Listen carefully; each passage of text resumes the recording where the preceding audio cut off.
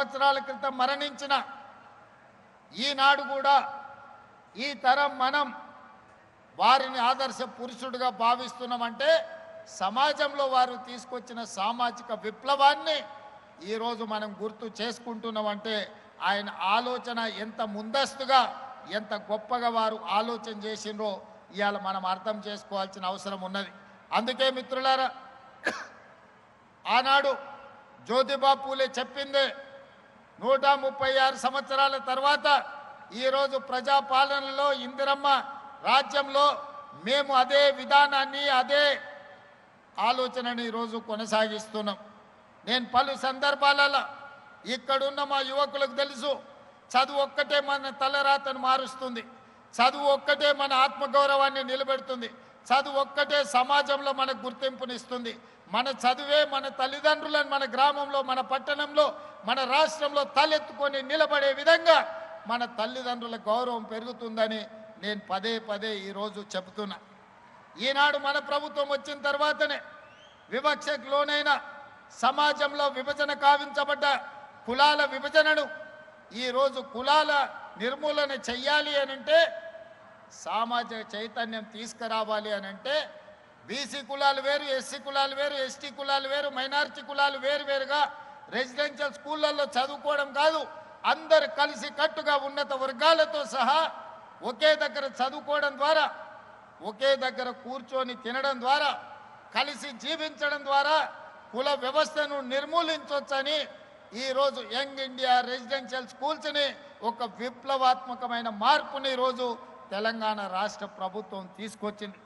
ఇదే కాదు, ఈరోజు చదువు ఒక్కటే మన జీవితాలలో వెలుగు నింపుతుందని నర్సరీ నుంచి 12th క్లాస్ వరకు ఈరోజు సమూలంగా విద్యా వ్యవస్థను ప్రక్షాళన చేసి నర్సరీ నుంచి బ్రేక్ఫాస్ట్, లంచ్, ఈవినింగ్ స్నాక్స్తో సహా కాస్మెటిక్ ఛార్జెస్, డైట్ ఛార్జెస్ పెంచడమే కాకుండా నాణ్యమైన విద్యను ఈరోజు ప్రభుత్వ పాఠశాలల్లో కళాశాలల్లో ఇవాళ అందించాలని ఈరోజు మనం ప్రయత్నం చేస్తున్నాం. పెద్దలు ఆర్ కృష్ణయ్య గారు చెప్పారు ఫీజు రియంబర్స్మెంట్ గురించి. గతంలో జరిగిన అవకతవకలను వదిలేస్తే ఈ విద్యా సంవత్సరం నుంచి అడ్వాన్స్గా బ్యాంకు ఖాతాలో డబ్బులు రెడీగా పెడుతున్నాం. ప్రతి సంవత్సరం 2400 కోట్ల రూపాయల ఫీజు రియంబర్స్మెంట్ అడగకుండానే మీ ఖాతాలలో వేసి ఎవరి దగ్గర మీరు చెయ్యి సాల్సిన అవసరం లేదు.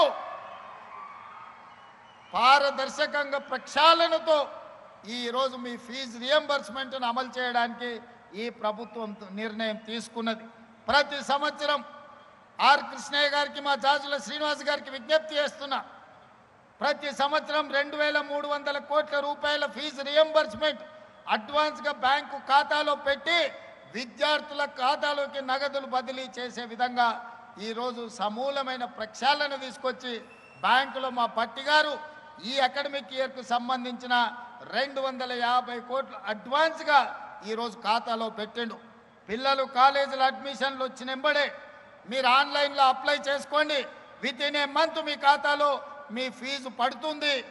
ఎవరు కలత చెందాల్సిన, ఎవరు చింతించాల్సిన అవసరం లేదు, ఎవరి దగ్గరికి మీరు వెళ్ళాల్సిన అవసరం లేదు. ఇక భవిష్యత్తులో ఏ కాలేజ్ కూడా మీరు ఫీజులు కట్టలేదని మీ సర్టిఫికెట్లు ఇవ్వమనే అవకాశం ఏ యాజమాన్యానికి ఇవ్వము. ఈ సంవత్సరం నుంచి ప్రతి రూపాయి అడగకంటే ముందే మీ ఖాతాలో వేస్తాం, మీ ఫీజు రియంబర్స్మెంట్ను సంపూర్ణంగా అందిస్తామని చెప్పి తెలంగాణ రాష్ట్ర ముఖ్యమంత్రిగా మీకు విజ్ఞప్తి చేస్తూ